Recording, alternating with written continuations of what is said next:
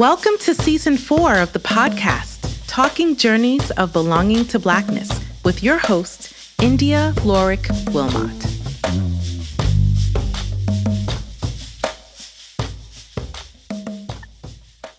Good day, good day, good day. Today's guest is nationally recognized pediatric physician scientist and thought leader, Dr. Tiffani Johnson. Tiffani is a tenured associate professor of emergency medicine at UC California Davis's School of Medicine, with almost 20 years of experience as both a pediatric emergency medicine physician and researcher. Her work focuses on improving the quality of care for underserved children. In particular, Tiffani explores the root causes of inequities in healthcare and in early childhood education settings as it relates to implicit bias and discrimination. Frequently published in journals such as Pediatrics, the American Medical Association, and the Academy of Emergency Medicine, just to name a few, Tiffani serves as co-chair of the Race in Medicine Special Interest Group of the Academic Pediatric Association, co-chair of Pediatric Emergency Care Applied Research Network for their Disparities Working Group, and is leading efforts with the American Academy of Pediatrics Committee on the Psychosocial Aspects of Child and Family Health, and the American Academy of Pediatrics National Advisory Board for Addressing Social Health and Early Childhood Wellness. In fact, she is currently campaigning for the role of president-elect for the Academic Pediatric Association. Tiffani is the distinguished recipient of the inaugural American Academy of Pediatrics section on Minority Health Equity and Inclusion Award. She is an agitator and abolitionist working to dismantle structures of racism through clinical practice, research, teaching, and advocacy. Welcome, Dr. Tiffani Johnson. Thank you for having me, Yndia. It's great to be here. I'm excited that you're here. I'm really eager to walk with you and learn a little bit more about your journey of belonging to Blackness thus far. So we have a lot of ground to cover. So you ready? Let's do it. Right about now. Act 1, Call to Adventure. This is the breakdown. All right, Tiffani, so take us back in time to the beginning. You are a New Jersey girl, and you grew up in Montclair and Trenton with your mom and your sister. So who or what inspired you to become a pediatric physician scientist? So taking it back to New Jersey, becoming a physician specifically, the earliest memory that I have of saying that I was going to become a doctor was because of some shade that my older sister threw me. I was about 5 years old. She's 4 years older than me, so that would have made her about 9. And we were sitting at Aunt Betty's kitchen table. Aunt Betty's her godmother. She asked me what I wanted to be when I grew up, and I said that I was going to be a nurse. And she said, well, why do you want to be a nurse? Why don't you want to be a doctor? I said, well, girls are nurses and boys are doctors. And she's like, see, this is why I don't fool with you, because you don't know anything, and girls could be whatever they want to be, and like girls are smarter than boys. And I was like, well, fine, I'm just going to be a doctor then. So that was an early lesson with shade from my big sister on how do you think outside of the box and outside of that paradigm of what society tells you you can do and you should do, and dream bigger for yourself. So that is the earliest memory I have of saying I wanted to be a doctor. I'll say going into middle school and high school, I was more open to exploring different career pathways. And I just kept coming back to my love of science and my love of children. And the best way to combine that for me was becoming a pediatrician. Other things I think influenced me kind of in that middle school and high school era was watching one of my aunts die of complications from HIV and AIDS, and then watching my great grandmother die from emphysema after years of smoking. And she also had colon cancer, likely related to her years of smoking as well. And so those experiences of kind of feeling hopeless and helpless and unable to advocate for them during all of the pain that they were experiencing during the end of their life, and thinking about what could I do to help improve health outcomes in communities of color as an adult. So those are some of the things that led me where I am today. I love those two perspectives in terms of your reflection, right? So of course you have the goading from a sibling, and in your case, an older sibling, and it just needs someone to ask you that question that says, hey, well, why not? And then of course you have to have interest. You can't say, I want to be a doctor, and then chemistry and biology, you don't do well. Right, So right. it doesn't work that way. Now, what specifically about pediatric emergency medicine intrigued you? Because you could have been just a pediatrician or a Mhm. specialist in pediatrics, but emergency medicine is even nuanced too. So share with us. When I got to pediatrics, that's just where I felt at home, both with the patient population and being able to see children at their worst moments and being able to help them to get them back to their best moments, being able to help comfort parents during what is the most stressful moment for them when their children are ill was appealing to me. And then also just in looking at my experience working with the surgeons on those rotations versus working with the pediatricians on that rotation, I was like, these are my people. And it's just where I felt most at home. So that's what kind of affirmed for me that pediatrics was the field for me. And then I did my residency at Children's National Medical Center. I was in the community health track because I always had an interest in how do you advocate, provide care for underrepresented and underserved populations. So the community health track at that time had an affiliation with Howard University. And so it gave me a really good balance between the big shiny children's hospital versus the under-resourced hospital that served predominantly Black populations. The things that drew me to emergency medicine early on, number one was that the emergency department is a gateway into the healthcare system, where regardless of what language you speak, regardless of how much money you make, or even if you're uninsured, the emergency department is mandated to provide care for you, even if you can't afford to pay for it. And so that appealed to me for being able to provide access to high quality care for patients who otherwise might not even be able to access the healthcare system was appealing to me. And then as I went through some of my other rotations, I was also attracted to the emergency department when thinking about some of the things that I saw in the ED and how many of those things were preventable. And so that interest in advocacy really aligned with emergency medicine and essentially like, how can I put myself out of business, right? Like, what do we need to do to keep kids from having to come into the emergency department? And so later on in my training, I actually had what I call my quarter life crisis because I was 25 years old in residency, trying to choose between emergency medicine and critical care. So working in the pediatric ICU, which was just like sexy to me because it's like they were dead. They had no heartbeat. They had no pulse. And now they're alive and they're talking to me and they're hugging their mother. And so that was just like super sexy to me, right? So I really liked critical care. And then my third option was not being a doctor at all because I had actually become disillusioned early in my training with just like the medical industrial complex and questioning whether or not I wanted to be a part of a system that seemed to be causing more harm than doing good. So I was like, well, I'm either going to do emergency medicine or critical care or not be a doctor at all.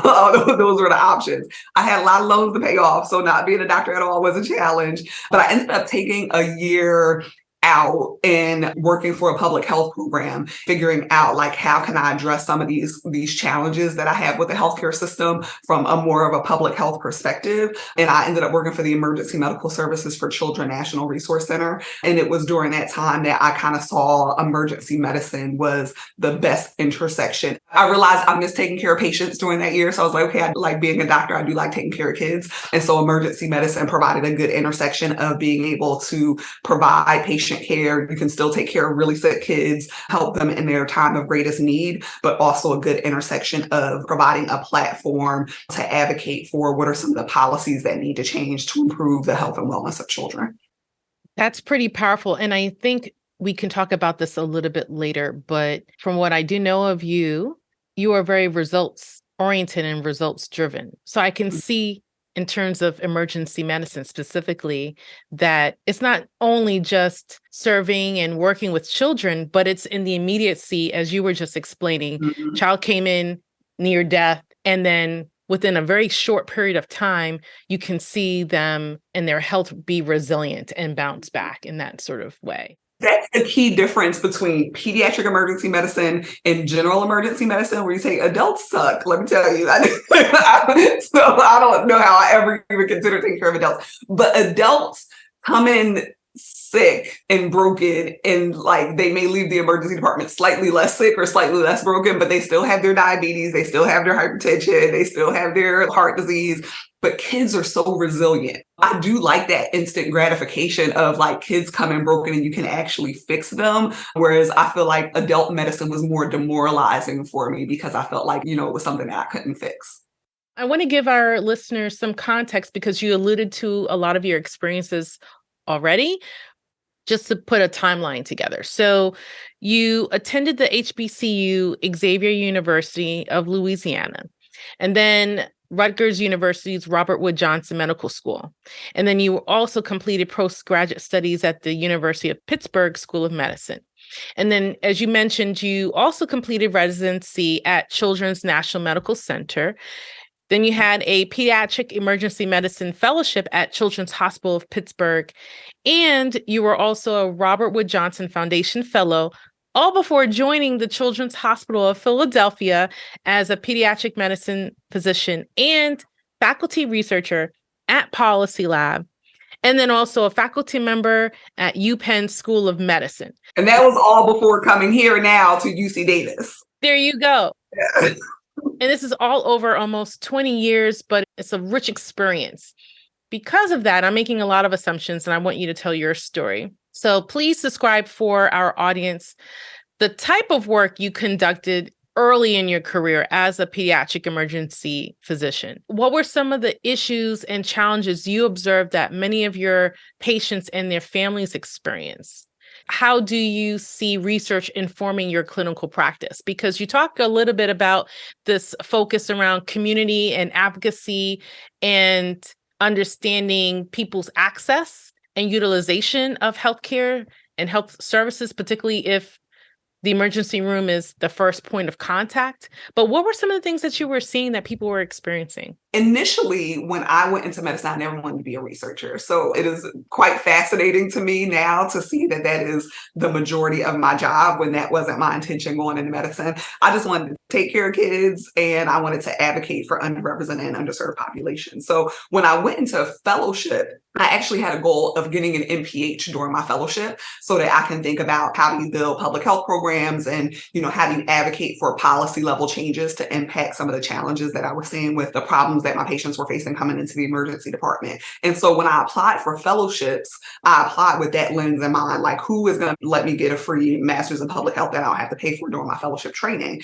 And that was one of the top reasons why I ended up doing my fellowship at the Children's Hospital of Pittsburgh. So they at the time had a program where you can apply for internal funding to get a master's degree. However, at the time that I was applying for the program, they had a new department chair, a new chair of the Department of Pediatrics, who was a basic scientist. And so while my fellowship program directors were like, oh, you're going to apply for this money, there's no way you're not going to get it. Then there was a new person in leadership who was dispensing the money, who did not see value in paying for public health degrees, but instead wanted to produce researchers. So there was someone who was on that committee, Latino pediatric physician scientist, who said, well, she says she wants to do advocacy, but I think she could and should be a researcher, and we just need to give her the tools to be able to turn her advocacy questions into research questions. And so I actually went into it kind of kicking and screaming because I was like, you guys baited and switched me and you told me that I can do this and now you're trying to make me into something that I don't want to be. But it was a good lesson for me kind of early in my career and in my training. I feel like Kanye West, they don't care about Black people, right? George Bush doesn't care about Black people. The Academy doesn't really care about poor Black kids, right? Academic medicine, that's not really what their priority is. And so it was a good lesson for me to say, this is what you care about and this is what you're passionate about. That does not align with the mission, with the priorities, the unspoken priorities of your institution. So how do you then take what you care about and figure out a way to try to align it with what the institution cares about so that you can get paid to do what you love, as opposed to working a full-time clinical job and figuring out the advocacy stuff part-time. Or what I see a lot of women do is work a 0.8 or a 0.7 FTE so that they're getting paid, 20 to 30% less, and then doing this and essentially self-funding themselves to do the things that they care about, right? And so I was like, well, how can I work the system to figure out how to align those priorities? And so research to me really was just a hustle, right? It was a mechanism you care about advocating for these underserved populations, how can you get a degree and get skills and get resources to do research that helps to generate the data that shows what the problems are, that you can then advocate for the policy level solutions, whether that's like a lowercase p for policies within your hospital or a capital P for policies like in the city, state, and in the country. So that's really how I initially got into research. It's important because that's part of just your background and your history in terms of how you see research informing your clinical practice. But, what I think is interesting in terms of what you were focusing on just now in terms of your journey to date and the mindset or the assumption you had about research. Mm-hmm. Because in many ways, and perhaps it's me as a researcher, I don't see any significant divide between the clinical aspect of one's work and the research/policy implications of the work. When you're in clinical practice, the methodologies, your approach, everything else is informed by whatever policies that your institution has since adopted that was based on more broader policies, right? You're making this distinction between small p in terms of your intra, and then the larger P in terms of larger external systemic policies. I see those hand in hand. The other, I think, important point around that's coming up is that I didn't see the work that I'm doing now at the time going into it. I didn't see that as research. And that's because the academy at the time did not see this as real research, right? They didn't see work on racism and bias and discrimination and disparities. There's that like epistemic exclusion where they devalue that work. And so if you're not doing large randomized control trials testing two different drugs, or like in a lab working with rats and zebrafish and things like that, those hard sciences are considered research, and the work that I do was considered like just advocacy, right? And so it was helpful, again, kind of, I guess, that 360 moment from my sister at the kitchen table saying, like, why are you going to be a nurse? You could be a doctor. Now here it was somebody empowering me to say, you say you want to do advocacy, but actually you can do research. And how do you just kind of redefine what research is and redefine what rigor is and redefine what success is in a field that had historically looked down at the type of work that I was doing at the time. And it's unfortunate that they looked down upon this particular work, because if a lot of people, and that's not to say all physicians and clinicians are goaded to do this work when they enter into medicine, but we're going to make certain presumptions that they enter the field so that they can help to bring about the change that they want to see. So then why not be engaged in this kind of work as opposed to downplaying it? But then, perhaps maybe it's part of not just the white capitalist supremacist machine that's driving this medical complex, another system, but, we can digress about that. But to me, it just seems like when people are taking the Hippocratic Oath, when people are engaged with their patients, there's sort of an ethical, moral thing around social good and the betterment of individuals. But yet there's this economic component, this capitalist component. We're not going to attribute value to this particular work because it takes away from our bottom line, et cetera, et cetera. And it's unfortunate. Yeah.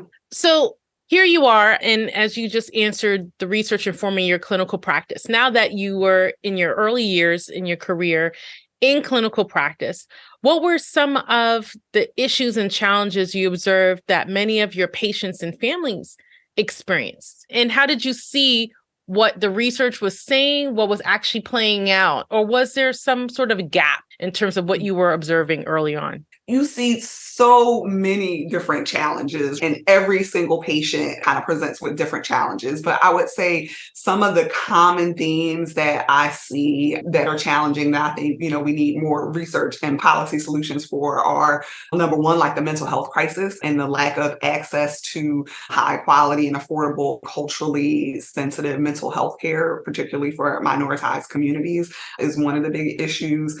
Access is a big issue, even when you take out the issue of insurance. Many of my patients will qualify for Medicaid or public insurance, but even just You have a family who is working full time and their primary care office is only open between 9 to 5, right? So if any issues come up for their child and they're working, they have to choose between taking off for work, take their kid to the doctor, which means that they're potentially not going to get paid that day, right? So then that leads them to coming to the emergency department for things that could be seen in a primary care setting. For me, it's thinking about how do we provide more resources to make primary care services and other subspecialty services more readily available to patients and families outside of that kind of 9 to 5 norm.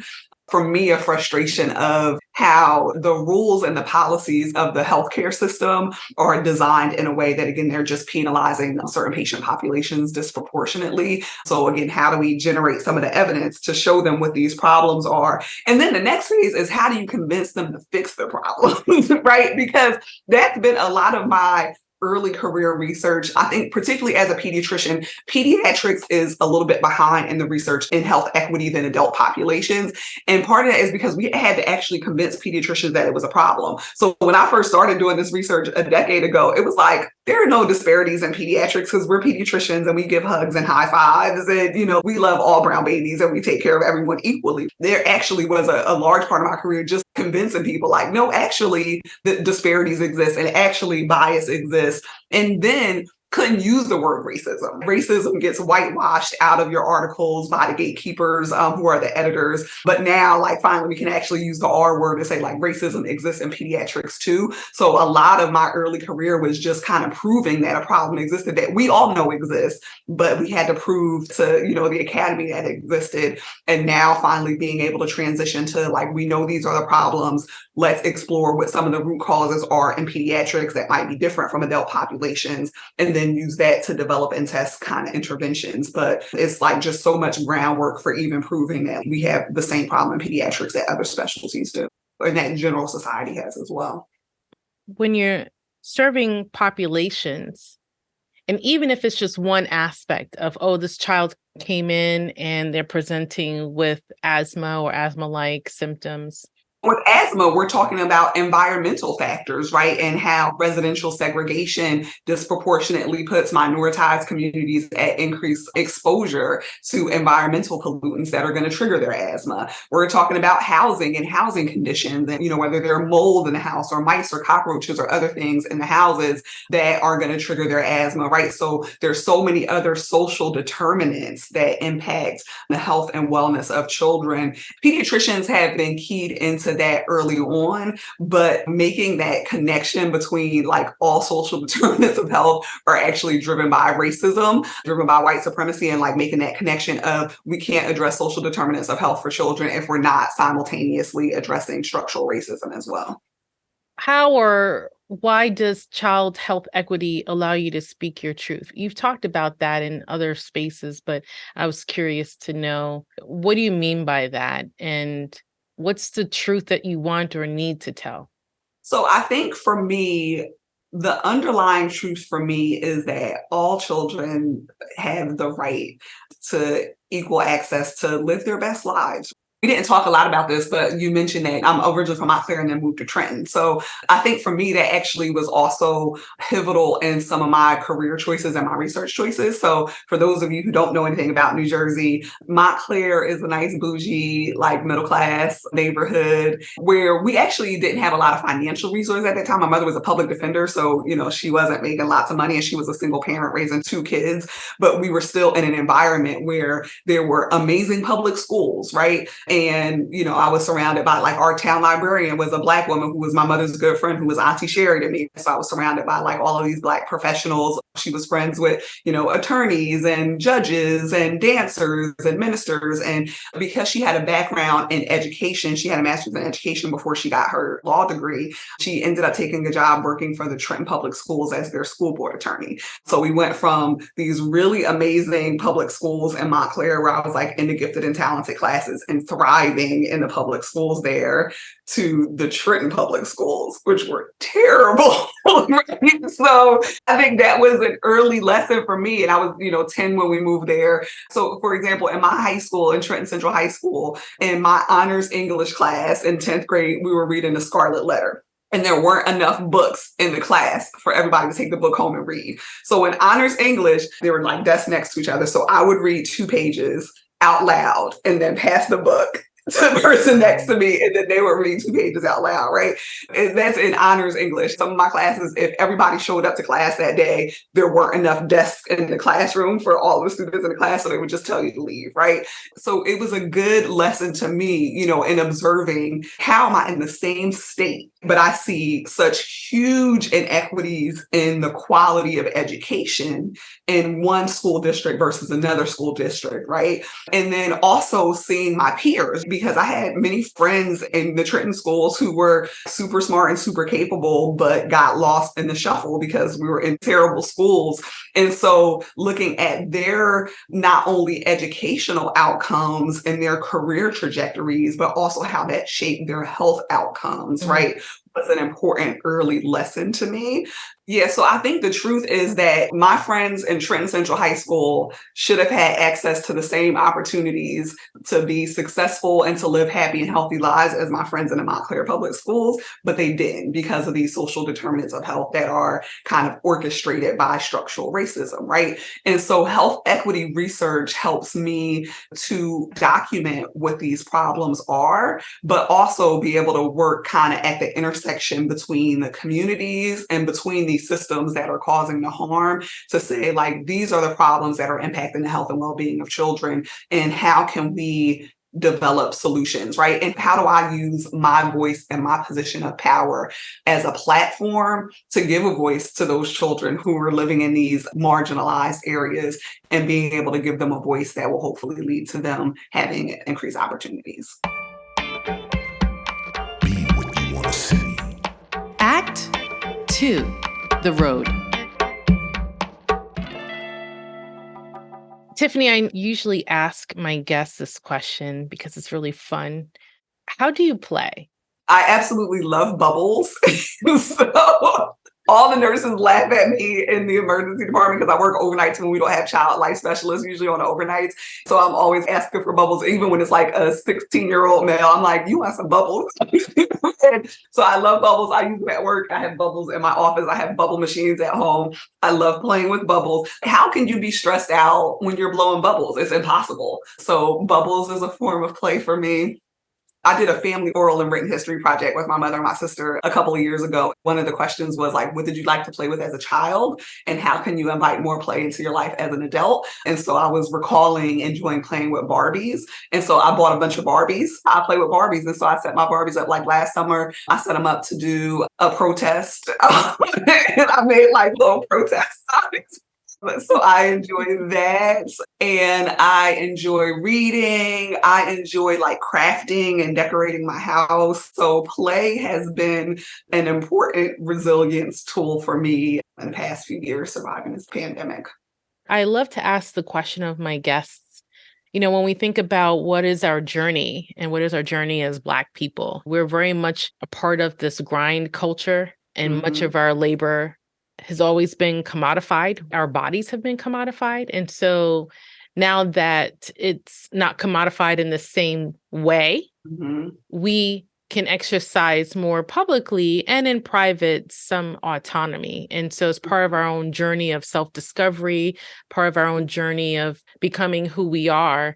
Play is something that many of us aren't afforded, or sometimes there's a lot of intentionality around the play that we engage in that in many ways help to inform why is it that we do the work and do the things that we do today.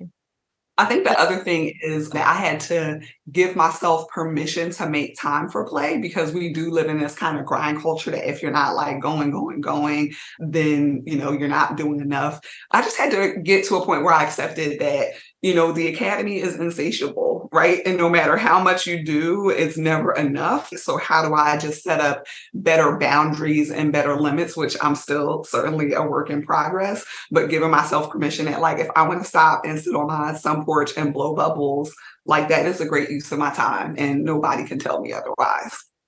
Absolutely. I've heard you describe your life's purpose as being able to make a positive impact on your community through promoting equity around race and racism and its impact on child health, whether it's talking about implicit bias in pediatric medicine broadly, or specifically examining racial and ethnic differences in antibiotic use, pain management care of children when they come to the emergency department. So how does your passion or your purpose comport with your own personal journey as both an abolitionist and an advocate? So I talked about my quarter life crisis. I'm also still working through a mid-career crisis now.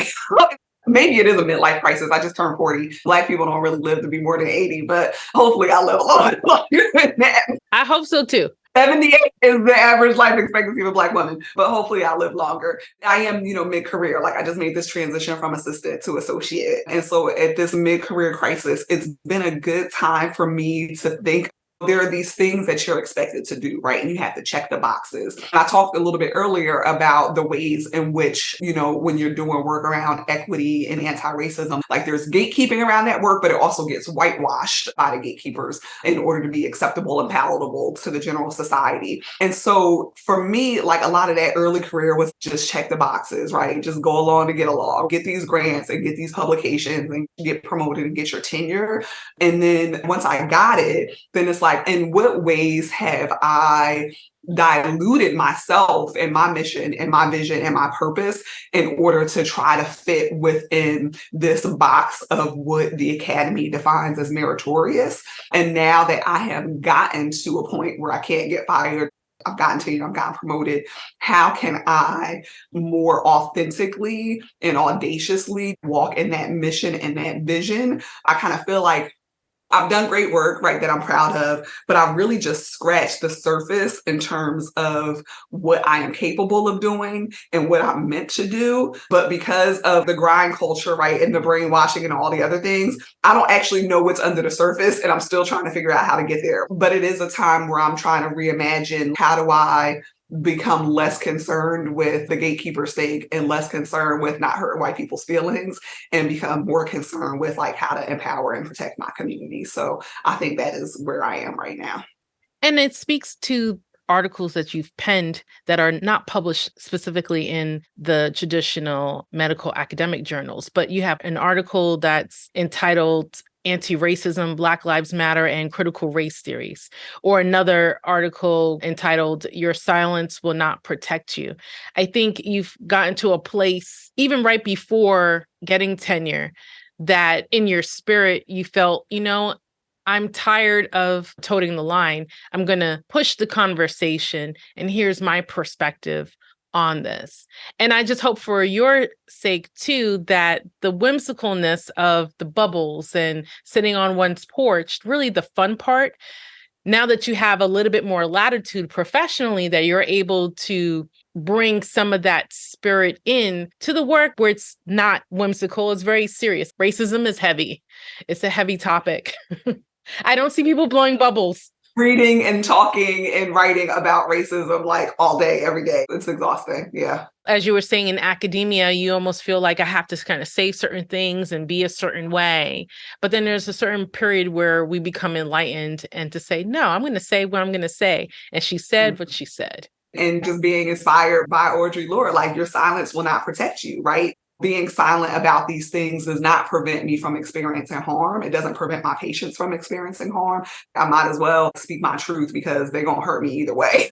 What do you see as some of the challenges or the issues that Black and Latinx physicians, researchers, and activists continue to face in the field? There's certainly the minority tax. Honestly, I experienced that a lot more earlier in my career when I was at CHOP, because it's such a big, giant institution and there are so few Black academics within that institution. The responsibilities for mentorship and for committee work and for developing the bias curriculum and doing all of those things, I got caught up a lot in this sense of this need that so few people could meet. So I felt like I needed to meet that need, but it resulted in me not getting much writing done. So it took away from the activities that I needed to be doing to get myself promoted. And it's hard to pull back from those things where you're like elbow deep into them. So when I transitioned to UC Davis, I've been able to do a better job about not getting caught up with that diversity tax and being more clear about like what my mission is and what my vision is and how not to engage in activities that are going to detract from me being able to fulfill my mission, even if they're things that are important and need to be done.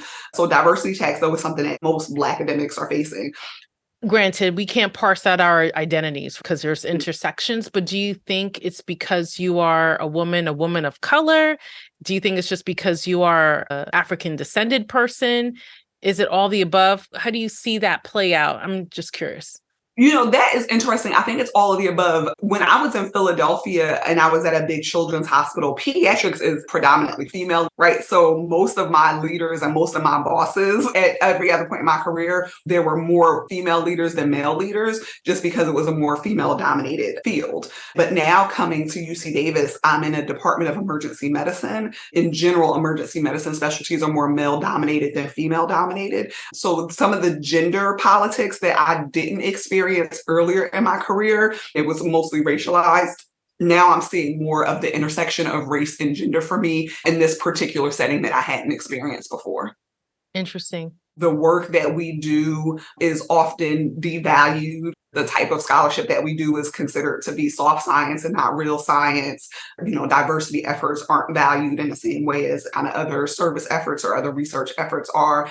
Is certainly a challenge that we all experience. I've been fortunate enough that I've had pretty good mentorship, and that has not been a challenge for me in my career. And I've been able to maintain strong mentoring relationships, even as I've been academically promiscuous and hopping around from one institution to the next. I still keep mentors in my other institutions. Just last week, there is kind of an awards program in pediatric emergency medicine. And so I was writing a letter for an award for one of my mentors to get kind of a more senior award. And he was writing a letter for me to get an early career award. And so it was just an interesting time reflecting. I met him when I was an intern in 2006. So I'm 40 years old. I've known him for 17 years. I'm like, oh my goodness, like I've known this man almost half of my life. He's just one of the many mentors that I've kind of accumulated along the way. So I think that I personally have not had as many challenges that some of my other colleagues have had in having like the mentorship and sponsorship to kind of help open doors and to be successful. I've been lucky in that sense. And how has it been to lift as you climb? It is one of the best parts of our job because we tired of doing this work alone. It is exhausting work too, though. Mentoring students and early career people, it takes much more work to mentor somebody to write an article than to just write it yourself. So it is exhausting work, but it is so satisfying when you see someone start off as a medical student and now they go into residency and fellowship and now they're in their early career. And it's also beautiful to see the diversity of the field increasing and growing. And so that one mentor that I talked about, he's actually started kind of like a ladder system where we have a secret society at the academic meetings where we all get together. And so it's the senior and emeritus Black academics, as well as the, late career, mid-career, early career, fellows, residents, and medical students. How do we come together and kind of do that waterfall mentoring to help the next generation come along? That's work that is so important to do in order to continue to diversify the field. And it is some of the most satisfying things that I do. We know what life was like before COVID. And then now we're in this period of reconstruction. I think the question for you would be, with all those things considered, where do you think the field will be in the next 5 to 10 years? What do you think the state of children's health equity will be? I would like to say that it is going to be so much further advanced because we've been involved in this national reckoning around race and racism. And like now everybody's going to do the right thing and we're going to move the field along. And I am sometimes hopeful whenever I do interact with medical students. Let me tell you, this generation of medical students who are around now, they're about it. They're not taking those stuff. They're much more bold and audacious and speak out in ways that my generation and generations before me did not do. And so they give me some hope. But I think where I become a little bit more despondent is when I see as the COVID pandemic is kind of phasing out and ending, then we face this other respiratory pandemic in pediatrics this past year with respiratory syncytial virus and other respiratory viruses. I felt like we learned no lessons. How are we still dealing with the same things? How did we learn no lessons before about kind of how to build up capacity and build up infrastructure? So that part discourages me. Another thing that discourages me is, again, as a pediatrician in a field that is female dominated, even though it's female dominated historically, like a lot of the leadership had still been white men, but we're seeing a transition now as jobs turn over where we're seeing more women in peds in leadership roles. I'm seeing white female colleagues who are the same advocates for gender equity using the same tools of oppression that men use against them, against women of color. And so at one point I was like, we just need all the old white men to die. Then we get like a new generation of leaders and then things will be different. But unfortunately, the new generation of leaders that we're seeing right now, many of them are using the same playbook as the past generation of leaders because this is the framework that they have been taught and this is how you're successful. So that part leaves me discouraged that it's not going to be any better because we're just pulling up and elevating people who are using those same tools. And so I feel like it's only going to get worse, unfortunately. So I'm like, let me reread the parable of the sowers and the parable of the talents to get some lessons on how to create my own little community. Because when I walk down the streets of Sacramento and I see tent cities, right, and like homelessness not being addressed, when I'm in the emergency department and we're still boarding patients for 2, 3, 4, 5 days with mental health emergencies because they don't have any other resources and we're just holding them in the emergency department until we can get them access to additional care. When I see that there was this whole reckoning around Breonna Taylor and George Floyd, but like Black folks still getting shot by the police, it doesn't feel like it's getting better.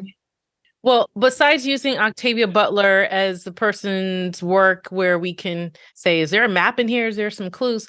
Are you saying there's no hope? I'm definitely not saying that there is no hope. I guess I'm like Octavia Butler, right? And so her forecasting ahead to 2024 in the parable of sowers wasn't saying there's no hope. It's saying this is the warning of where we're going. And so what can you do to try to change course? I don't feel hopeless, but I do feel like if we continue on the pathway that we're on right now, things are not going to get better and they're going to get worse. So I guess the question for me as I am in this mid-career crisis and kind of figuring out kind of how I redefine and reshape what this next phase of my career is going to be, it's thinking that I've spent a lot of my early career in defining the problem and how can I spend this part of my career in really engaging with and empowering communities to be a part of the solution to try to get us on a different path. Because if we keep doing things the same way, it's going to get worse. But I am hopeful that maybe we can change course. We're definitely not there yet. Get involved. Act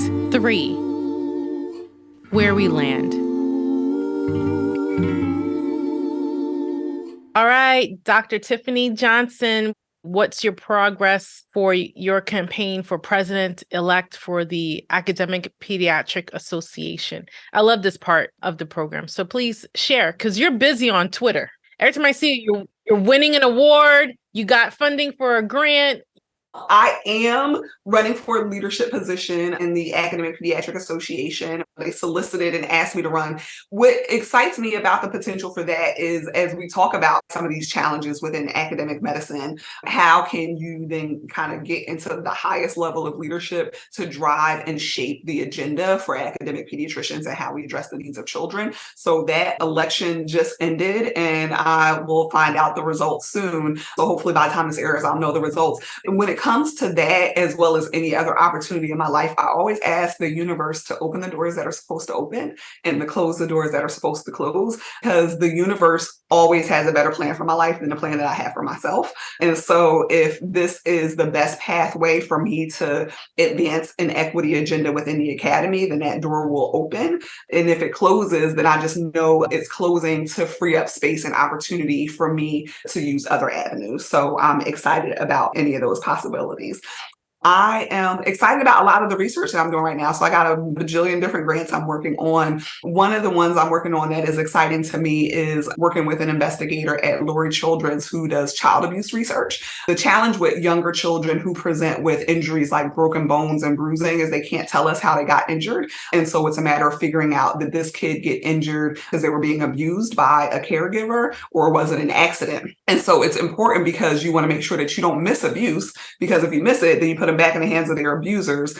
And what happens often is that because of racism and bias, we see that Black children who are presenting with injuries that are clearly accidents are getting worked up with unnecessary testing for abuse, and you're also being funneled into the Child Protective Services system. And so you're potentially pulling kids out of homes and causing more harm and more distrust by reporting them for things that were clearly an accident. One of the things that we're working on is developing clinical decision rules that help reduce that clinical uncertainty, that help you figure out, like, was this an accident or was this abuse, so that we can make sure that we're reporting and working up the right ones, but we're not causing harm, particularly to minoritized communities where they're getting unnecessarily reported. So this is, again, a good part of my career. We've documented all of these disparities that exist, and then how do we develop tools to give to providers to be able to reduce some of those disparities? That's one of the things that I'm working on. The other thing that I'm working on that is exciting for me is, we talked about getting enough rest, and I'm working on doing that more. But also, kids don't get enough sleep and kids don't get enough rest. I'm working with some investigators looking at sleep disparities in kids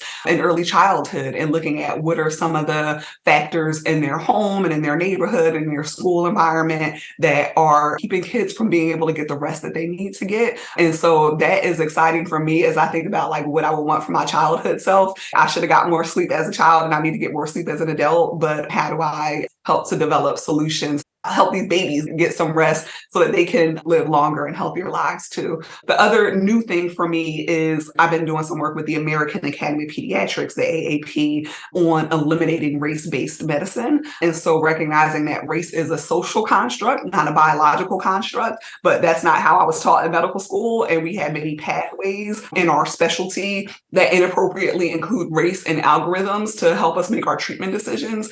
A common example that you see is in adult patient populations, glomerular filtration rate, which is kind of a look at kidney function. And there's actually a correction baked into it in the records where they adjust it based on your race. The challenge of that is that when you do that correction, then when you have adult patient populations who have end-stage renal disease, they need to meet a higher threshold before they can then get the therapeutics they need. Another example, so the US has terrible outcomes for maternal and child health in our country, particularly for Black women. And one of the things that drives some of those disparities in outcomes is that there are higher rates of cesarean sections as opposed to vaginal births. But the VBAC calculator, as it kind of currently exists, actually includes race in there for no apparent reason. Because of that, it kind of rates Black women as being riskier for having a vaginal birth after a cesarean section. So then they're more likely to just go on to get a C-section, as opposed to white women who are more likely to be given a trial for a vaginal birth. And then in pediatrics, another example was our pediatric urinary tract infection guidelines, where race was included in it. Because so much of it has been hidden in plain sight, we just have to start from scratch, right? So we applied for funding with the AAP, where we're going to go through all of the Academy's guidelines and reevaluate them with an equity lens to make sure that we are not creating policies in the Academy that are inappropriately inserting race as a biological construct instead of recognizing that it is a social construct. And the importance of that is it's not a call to be colorblind, right? Because we recognize that race and your lived experience impacts your health and outcomes. But when we see race driving something, it's usually racism. And so how do you then look at the root causes for what's driving it? So I'm excited to be partnering with them to do some of that work. All of it's fascinating. And I think it really speaks to people who might be practitioners themselves, and they're kind of thinking about, well, when I'm in clinic, I don't see myself as being racist. So what does she mean when she's talking about all of this? And not recognizing, as you've already said, that we're not necessarily talking about individual instances of racial bias and discrimination, but sometimes the same tools that we're using to deliver the care that we feel so compelled to provide to our patients, particularly if they are of minoritized or underserved communities, you may be making things even worse unintentionally. To your point, if the thresholds for GFR are such, then that has implications in terms of, what you're going to choose to prescribe to your patient, the kind of care that you're recommending that they should follow. Please tell us where people can find you to learn more, to follow your work, to be involved, perhaps to even to vote for your campaign, all of that. The election is closed, so you can't vote for me, but be on the lookout because I'm going to take over pediatrics. So I'll be running for something else again in the future for those pediatricians who are out there listening. So my Twitter is at Dr. Tiff Johnson. But This has been awesome.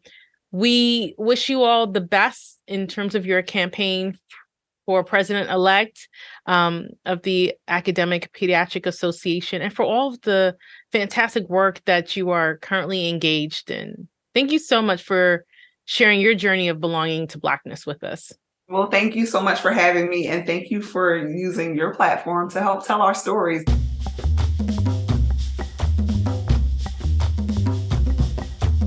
The journey isn't over, but this episode is. To catch the latest, be sure to subscribe to the podcast and follow us on Instagram at JourneysB2B_podcast. Thanks for listening.